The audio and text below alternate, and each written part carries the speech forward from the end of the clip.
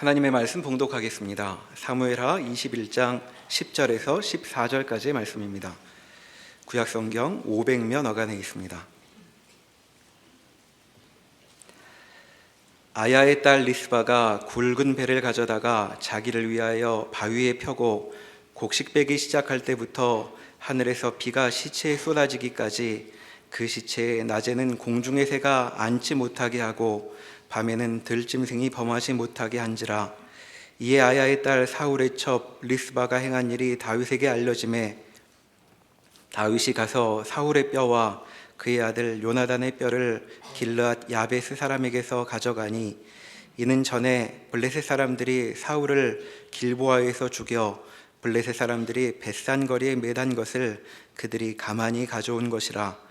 다윗이 그곳에서 사울의 뼈와 그의 아들 요나단의 뼈를 가지고 올라오매 사람들이 그 달려 죽은 자들의 뼈를 거두어다가 사울과 그의 아들 요나단의 뼈와 함께 베냐민 땅 셀라에 그의 아버지 기스의 묘에 장사하되 모두 왕의 명령을 따라 행하니라.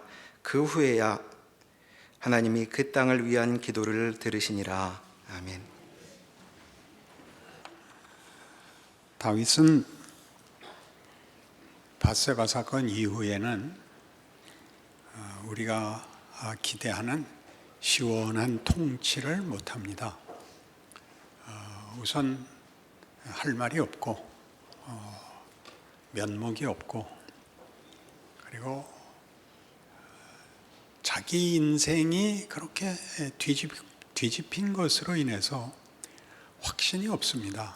그래서 다윗의 후반기 인생은 매우 모호한 인생을 살게 됩니다. 오늘 사건도 3년 기근이 들어서 어찌된 일인가 알아보니 기브온 사람들의 원망이 하나님께 응답되어서 사울이 왕으로 있던 시절에 기브온 사람들을 공격한, 그래서 그들을 손에 입힌 피해 때문에 하나님 앞에 기도하고 그 벌을 받고 있다로 판명이 났다고 합니다. 기브온 사람들은 이 가나안 원주민 중에 한 족속인데, 출애굽한 이스라엘이 가나안에 들어오는 소식을 들었을 때 저들과는 싸워서 이길 수 없으니 화친을 하자라는 정책을 세워서 먼 데 사는 사람들인 양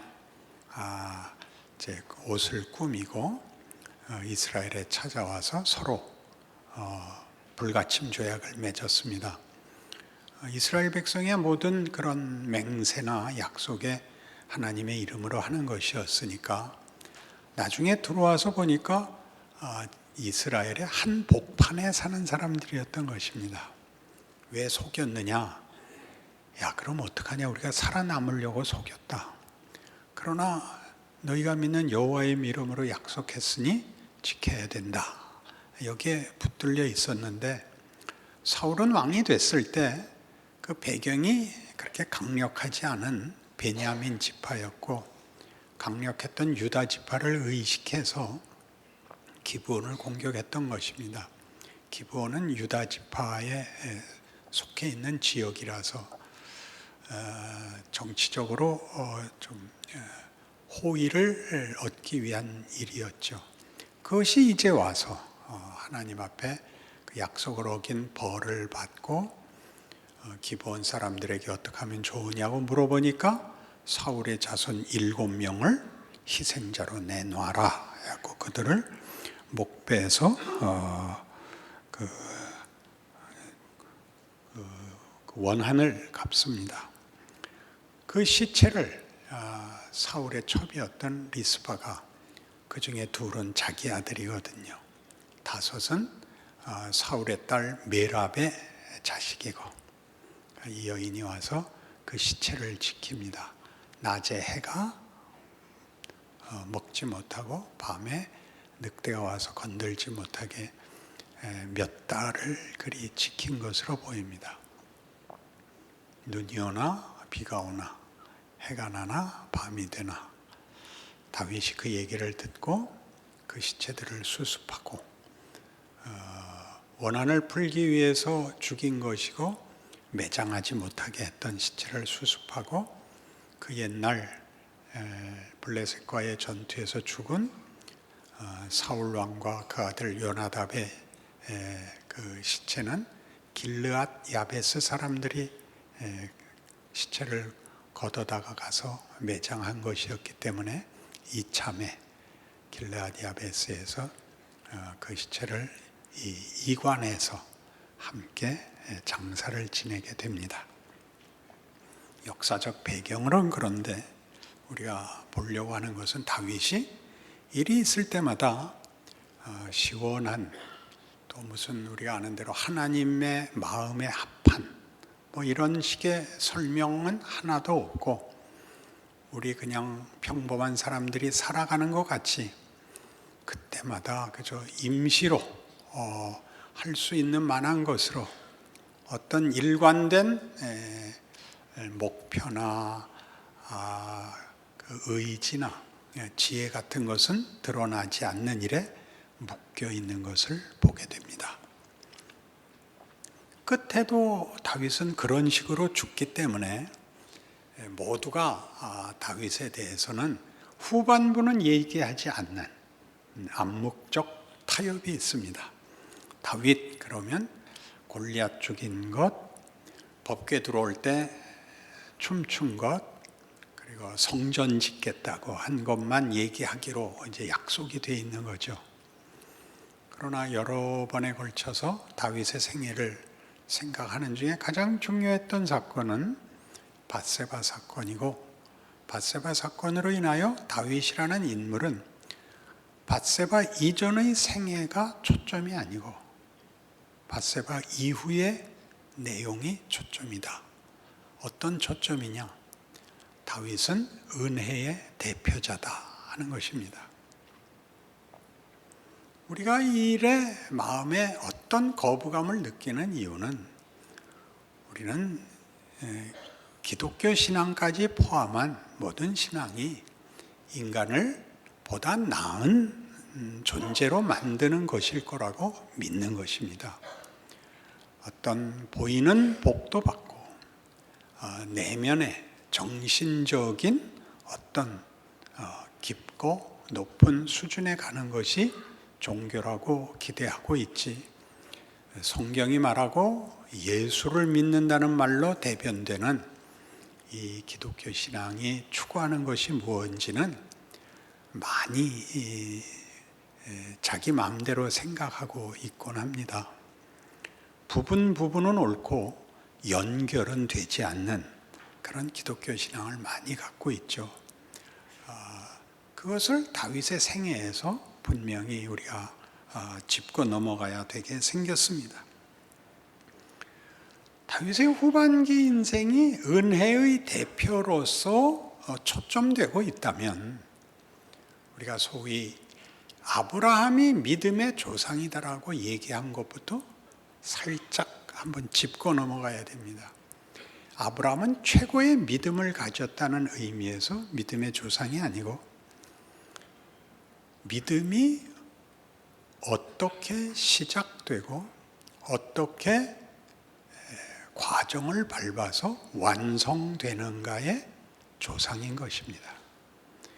그러니까 믿음의 최초의 인물인 것은 사실이지만, 하나님이 믿음이라는 방법을 쓰기 시작했고 그 믿음은 이런 것이다 라는 설명이 아브라함의 생애에 나타나는 거죠.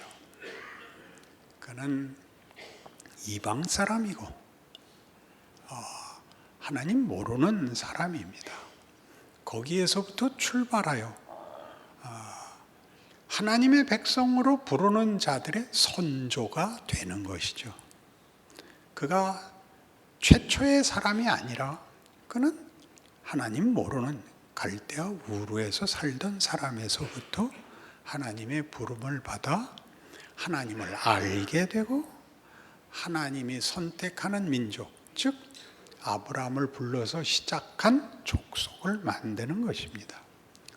마찬가지로 다윗이 은혜의 대표라고 하면 다윗을 보면 은혜란 무엇인가? 은혜는 무엇을 만드는 것인가? 라는 생각을 해야 되는데, 은혜의 대표인 다윗을 우리가 골리앗을 물리친 사건이나 법궤 앞에서 춤을 춘 다윗이나 성전을 짓겠다는 진심 어린 사람으로 자꾸 생각하는 이유는 그를 영웅화하고 싶은 것입니다. 기독교 신앙이라는 이름으로 다윗을 영웅화한다는 것은 위대한 사람, 잘난 사람, 성공한 사람이라는 개념이 기독교적일 필요 없이 우리 모든 일반인들이 아는 가치에 의해서 우리에게 공감을 사고 있는 것입니다. 훌륭하다는 것은 나라를 구한 것이요, 종교성이 깊은 것이요, 그리고 기뻐할 때 기뻐할 줄 아는 자요, 슬퍼할 때 슬퍼할 줄 아는 자라는 것이 다윗을 우리가 영웅으로 기대하게 되고 믿고 있는 결정적인 근거들입니다. 그러나 성경은 그 앞에 것을 뒤를 위하여 철저히 깨죠. 다윗 생애의 중요함은 그 앞에 우리의 공감을 받은 영웅성이 뒤의 것 앞에서는 빛을 잃는 것이다. 뒤의 것과 비교하면 이것은 가치가 없는 것이다 라고 얘기하는데, 우리는 이 고집을 계속 부리는 바람에 우리의 이해는, 그러니까 늘 다윗을 얘기하면 다 좋은데 밧세바는 왜 그랬어? 이게 늘 우리를 속속인단 말이죠. 밧세바만 없었으면 다윗은 최고야. 근데 어떡하다 그렇게 됐어. 성경은 밧세바를 들이대서 그 앞에 것은 우리가 기대하고 우리가 아는 가치고, 그 뒤의 것은 하나님이 목적하고 하나님이 인정하는 가치라고 둘을 대조하여 앞에 것을 무색해하며 앞에 것에 걸리지 말라고 얘기하고 있는 중이다, 이겁니다. 그래도 왜 표정에 변화가 없죠? 얼마나 굉장한, 여러분이 알고 있었던 모든 것을 372 21 누가 옆에서 372 19 그러면 아니야, 그래야 되는 것과 똑같은 거 아닙니까? 성경이 아니래지 않습니까? 근데 도대체 왜 우기는 겁니까? 그 표정은 뭡니까? 여기가 성경이 하고 싶은 이유죠. 여러분이 잘못된 영웅성을 갖고 있다는 건 성경에서 너무나 분명해서, 고린도전서 1장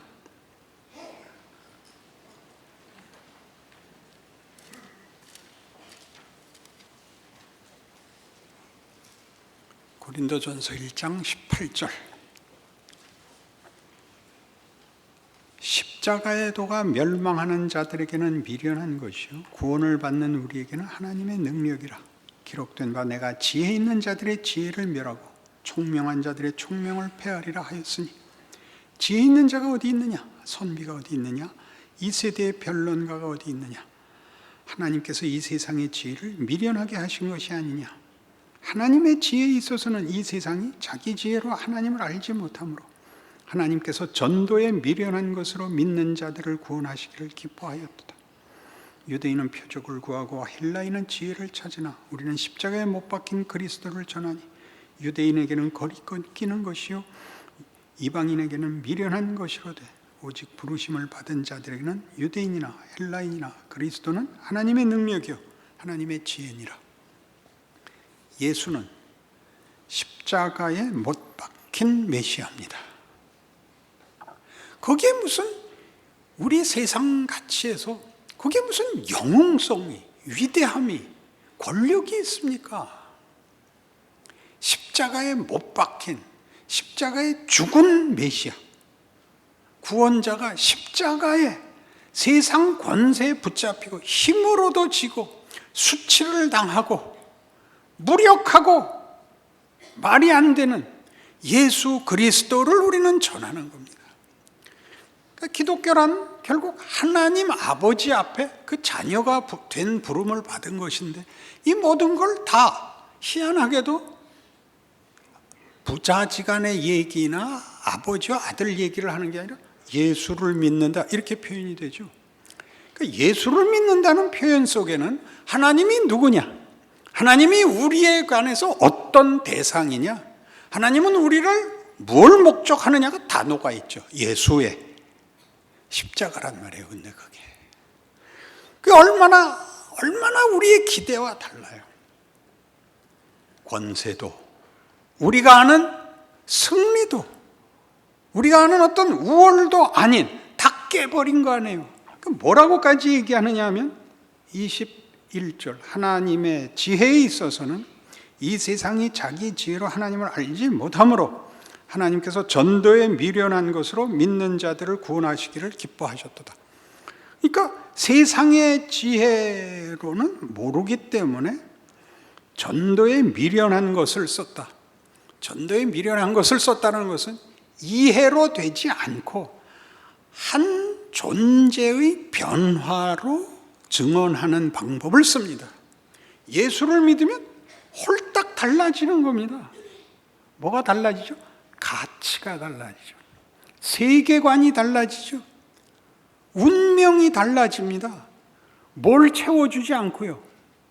세상이 하는 성공을 주지 않습니다. 병이 낫지도 않습니다. 태평해지지 않습니다. 다릅니다. 그러니까 묻죠. 넌 도대체 예수 믿어서 얻은 게 뭐야?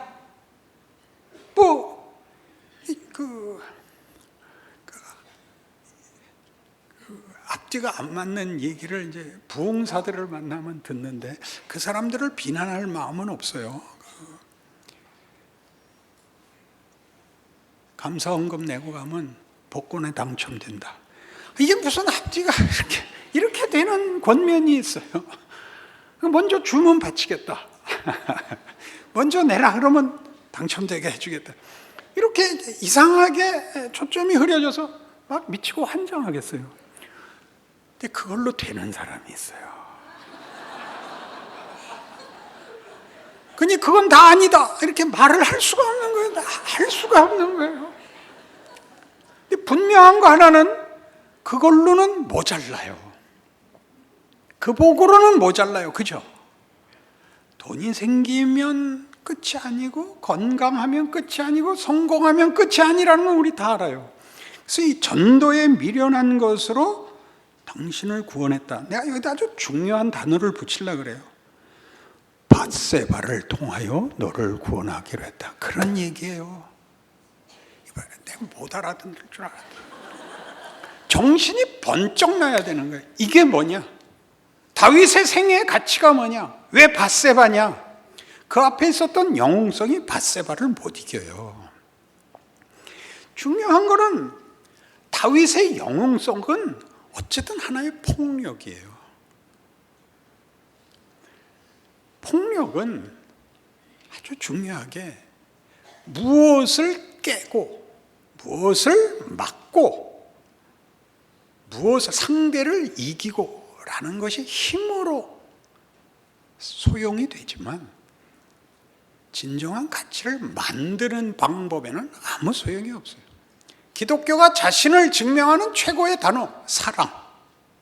사랑은 가지고 이기고 힘이 있어도 만들어지지 않아요. 그것과 비례하지도 않아요. 사랑은 전혀 다른 문제.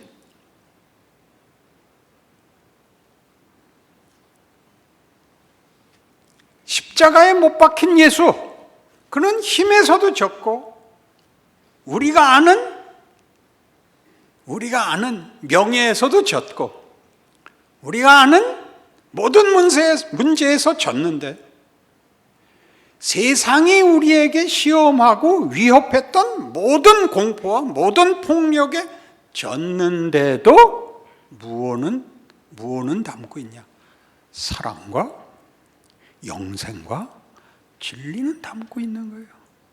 그거는 방해할 수도, 세상은 그걸 대적할 수도, 세상은 그걸 만들 수도 없었다는 것이죠.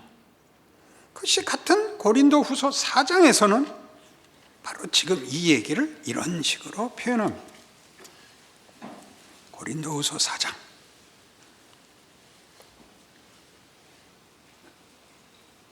7절. 우리가 이 보배를 질그릇에 가졌으니 이는 심히 큰 능력은 하나님께 있고 우리에게 있지 아니함을 알게 하려 함이라. 우리가 사방으로 우겨쌈을 당하여도 쌓이지 아니하며 답답한 일을 당하여도 낙심하지 아니하며 박해를 받아도 버림받지 아니하며 거꾸로 뜨림을 당하여도 망하지 아니하고 우리가 항상 예수의 죽음을 몸에 짊어짐은 예수의 생명이 또한 우리 몸에 나타나게 하려 함이라. 우리 살아있는 자가 항상 예수를 위하여 죽음에 넘겨짐은 예수의 생명이 또한 우리 죽을 육체에 나타나게 하려 함이라. 그런즉 사망은 우리 안에서 역사하고 생명은 너희 안에서 역사하느니라. 생명과 사망의 이중주를 연주하는 것이 우리의 인생이라고 합니다. 사망이 와서 그 폭력을, 그 위협을, 그 공포를 우리에게 들이미는 것이 현실이요 모든 사람의 인생입니다. 사망이 하겠다는 얘기는 있는 거를 파괴하는 것, 죽이는 것입니다. 이 고린도후서 4장 7절 이하의 말씀은 사망이 관계할 수 있는 것과 사망이 관계할 수 없는 것이 분리되어 있다는 것을 증명하고 싶은 겁니다. 사망이 와서 죽일 수 있는 것과 사망이 영향을 미칠 수 없는 것, 생명, 진리, 소망, 영광이랍니다. 누가 주시는 것? 하나님만이 주시는 것. 이것은 손댈 수 없답니다. 사망이 우리를 죽일 때 우리가 죽는 것 같으나 우리를 죽임으로써 우리 안에 있는 보배가 드러난다는 겁니다. 거꾸로. 다 싫어하는 데죠. 속도 이기고 겉도 이기고. 이게 우리가 바라는 겁니다. 천당도 가고 살 때도 이기고 살아서도 영광, 죽어서도 존귀. 왜 하나님이 이 둘을 충돌시키고 있죠? 이 둘 사이를 왔다 갔다 하느라고 아무것도 아닌 인생을 살지 못하게 하려는 것입니다. 빨리 기억하여 세상의 위협과 협박을 겁내지 말고 너희 안에 준 예수를 믿는 신앙이 네 인생을 사는 기회와 명예와 영광을 누려라 때문에 모는 겁니다. 여기서 그냥 버티고 있다 죽으면 천국 가는 거면 하나님도 우리 인생에 굳이 와서 뭘 방해를 놓겠습니까? 뭘 굳이 씨름을 하겠습니까? 씨름하는 이유는 그겁니다. 그럼 아예 사망과 핍박과 고난 같은 걸 제거해 주면 어떠냐? 그럼 아무 생각도 안 하게 되죠. 사람이 생각을 안 하면 사람이 아니죠. 이것이 우리를 괴롭히는 부분이고 하나님이 우리를 그 괴로움 속에서 만드는 겁니다. 어떻게? 다윗의 생애에서도 드러나듯이 밧세바 사건은 잊을 수 없는 수치가 됩니다. 마태복음 1장에 나오는 예수 그리스도의 족보에 뭐라고 나와요?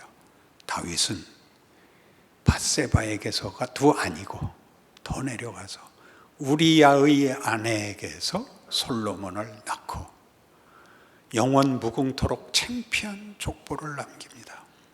그러나 바로 거기야말로 우리 모두를 향하여 네가 만들지 않은, 네가 잘못한 모든 것 속에 하나님은 무엇을 결실했는가, 무엇을 만들고 있는가 라고 우리를 생각해 하고 권면합니다. 그러니까 다윗, 밧세바 그러면 우리가 마음에 감사와 평안이 와야 되는 겁니다. 다윗, 그러면 안 되지. 이렇게 얘기하는 사람들은 아직도 기독교가 뭔지를 모를 뿐만 아니라 자기 인생과 하나님의 일하심을 모르는 겁니다. 잘난 사람을 들먹임으로써 그의 소원과 기대와 이상이 훌륭한 것이라고 기만하는 겁니다. 실제로는 안 살고 자기 인생을 만들고 싸우고 살아내는 일을 훌륭한 사람의 이름을 나열함으로써 슬쩍 외면하고 있는 것이죠. 그런 구라가 하나님께 통하리라고 생각하십니까? 우셔야 됩니다. 불안에 떨어야 됩니다. 고민하고 자책해야 됩니다. 그리고 생각해야 됩니다. 우리의 인생이 가지는 진정한 가치가 무엇이냐? 이 아무것도 아닌 조건 속에서 어떡하란 말인가라고 대드셔야 됩니다. 내가 네게 주려고 하는 것은 너를 겁을 주는 것도 아니요, 너에게 내가 강요하는 것도 아니요, 예수 안에서 보인 내 진심 아니냐? 뭐가 겁나냐? 네 조건 속에서 돌아서라. 네가 아무것도 아니고 부끄럽고 잊을 수 없는 네 어떤 과오와 실수를 가졌다 하더라도 내가 거기다가 최고의 영광을 담을 수 있다는 사실을 기억하라. 이렇게 되는 거죠. 밧세바 다윗입니다. 우리가 사는 현실에서 우리가 겪는, 다윗이 겪었던 이것, 민망함, 그의 모호함, 그의 자책들이 일을 하고 있다는 거죠. 사망 아래 붙잡혔을 때, 사망이 일할 때, 그 사망이 나를 불을 질러 내 속에 있는 보화는 태울 수가 없더라고 우리 자신에게 가르쳐 줍니다. 그래서 우리는 그 전에 내가 가졌던 성의, 의지, 각오, 이상 같은 것들로 기대하고 할 수 있었던 모든 것을 벗어나 진정한 인간, 예수 안에서 보여진 사랑, 이해, 용서, 섬김, 인내, 이런 멋진 것들을 가진 인격체가 되는 것입니다.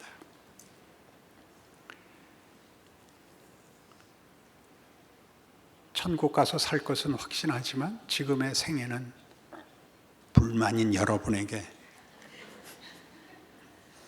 정철훈이라는 시인이 쓴 이런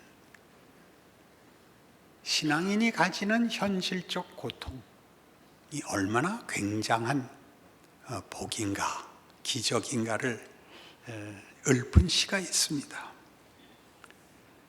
제목은 식탁의 즐거움입니다. 식탁의 즐거움. 산의 진미를 예상하시면 안 됩니다. 식탁을 보라. 그 다음이 죽입니다. 죽지 않은 것이 어디 있는가?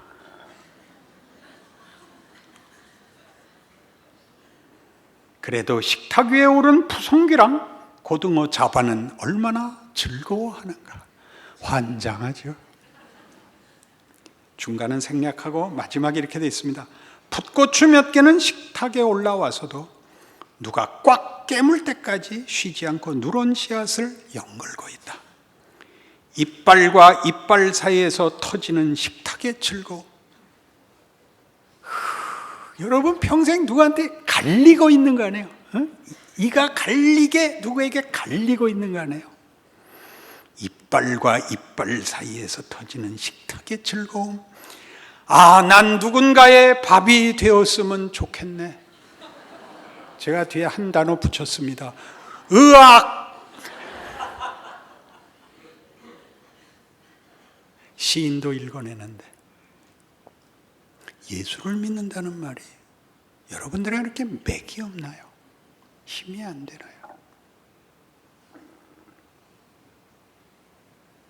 마태복음 28장에 가면 여러분 잘 아시는 이 구절이 나옵니다. 18절 이하에 아버지께서 하늘과 땅의 권세를 내게 주셨으니 너희는 가서 모든 족속으로 제자를 삼아 내가 네게 분부한 모든 것을 지키게 하라가 나옵니다. 어디로 가는 거예요? 지금 여러분의 자리죠. 전도에 미련한 것, 전도에 미련한 것, 그 자리죠. 내가 서 있는 자리, 하나님이 일하시는 하나님의 방법, 예수께서 하신 바로 그 방법, 그 책임, 그 능력의 자리. 나를 보는 자가 기이하게 생각해야죠. 세상에 위협이 통하지 않는 겁니다. 사랑이란 우리가 아는 TV 드라마에 나오는 사랑이 아닙니다. 가치에 관한 최고의 경지를 말합니다. 사랑의 반대말이 뭐죠? 잊었습니다. 요한일서 4장 18절에 의하면 사랑에는 두려움이 없고 온전한 사랑이 두려움을 내어 쫓나니 두려움에는 형벌이 있습니다. 두려워하는 자들은 사랑 안에 온전히 이루지 못하였느니라. 사랑의 반대말은 공포입니다. 예수 믿는 자의 가장 큰 특색, 책임은 뭘까요? 공포가 없는 거죠. 공포가 없는 거죠. 근심 걱정은 봐드리겠습니다.